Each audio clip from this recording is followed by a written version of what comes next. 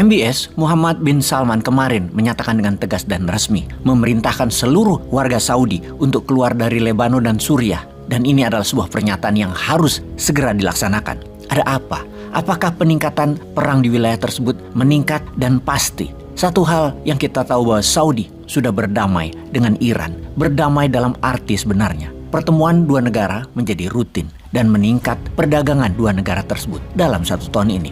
Akankah Iran menyerang Israel? Akankah Hizbullah, proksinya Iran, akan menyerang Israel? Mengapa Iran demikian agresifnya sekarang? Kita membahas tentang Iran. Mengapa sangat ingin menyerang Israel? Kita awali dengan informasi di akhir tahun 2020. Seorang ilmuwan nuklir Iran, Mohsen Fakhrizadeh, tewas oleh senjata otomatis seberat 1 ton yang diselundupkan agen Mossad Israel ke Iran. Mohsen Fakhrizadeh adalah seorang brigadir jenderal dalam Korps Garda Revolusi Iran dan pejabat senior dalam program nuklir Iran. Dia mengajar fisika di Universitas Imam Hussein di Teheran.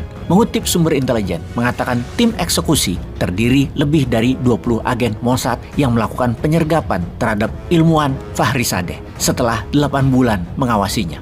Fakhrizadeh terkena tembakan 13 peluru dari senjata sangat akurat yang tidak melukai istri dan 12 pengawalnya yang bepergian bersamanya pada 27 November tahun 2020.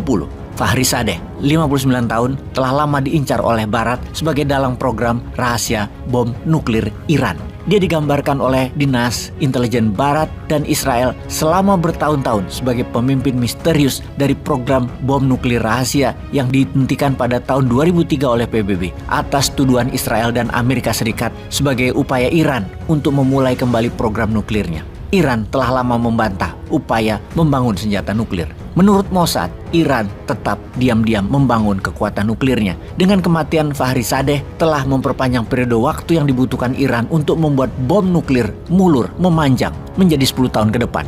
Bagaimana Fakhrizadeh dieksekusi? Sebuah tim membuat rencana menit demi menit yang sangat rinci. Kemudian selama 8 bulan, mereka bagaikan bernafas dengan Fakhrizadeh. Bangun bersamanya, tidur bersamanya, berpergian bersamanya. Mereka bahkan dapat mengendus krim cukurnya setiap pagi dan menghirup bau aroma kopi yang diminumnya. Para eksekutor menggunakan senjata canggih yang dikendalikan jarak jauh dengan bom kecil yang terpasang di dalamnya untuk menghancurkan diri sendiri guna menghilangkan jejak. Senjata itu seberat 1 ton karena termasuk bahan peledak dan diselundupkan ke Iran dalam potongan-potongan kecil selama beberapa bulan. Kemudian dirakit dan dipasang di dalam truk pickup Nissan yang diparkir di pinggir jalan yang dikendalikan melalui satelit jarak jauh. Serangan terhadap Mohsen Fakhrizadeh dilakukan oleh Israel sendiri tanpa keterlibatan Amerika. Tetapi pejabat Amerika telah diberi pemberitahuan sebelumnya dan mendapatkan go ahead dari Pentagon. Kemudian kita mundur beberapa bulan di tahun yang sama, 2020. Mayor Jenderal Qasim Soleimani, pria berusia 62 tahun kala itu, merupakan perwira militer senior Iran dalam pasukan pengawal revolusi yang sejak tahun 1998 menjadi komandan pasukan Quds, sebuah divisi yang bertanggung jawab untuk operasi ekstrateritorial dari Iran.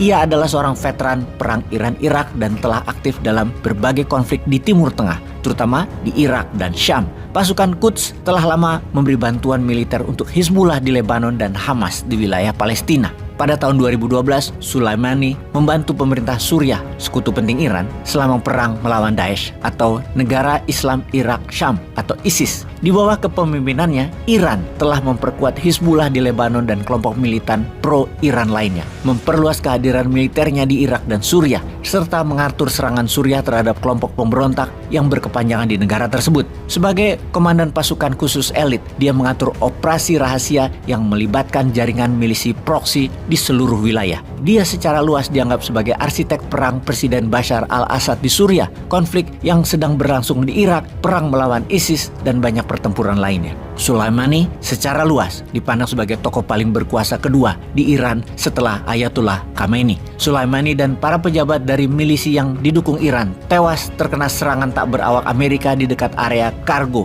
di Irak. Beberapa rudal menghantam konvoi tersebut. Sedikitnya 7 orang tewas. Mengapa Amerika dan Mossad mengeksekusi Soleimani? Pentagon mengatakan Soleimani telah mengembangkan rencana untuk menyerang diplomat dan anggota militer Amerika di Irak dan di seluruh kawasan. Serangan ini bertujuan untuk menghalangi rencana serangan Iran di masa depan.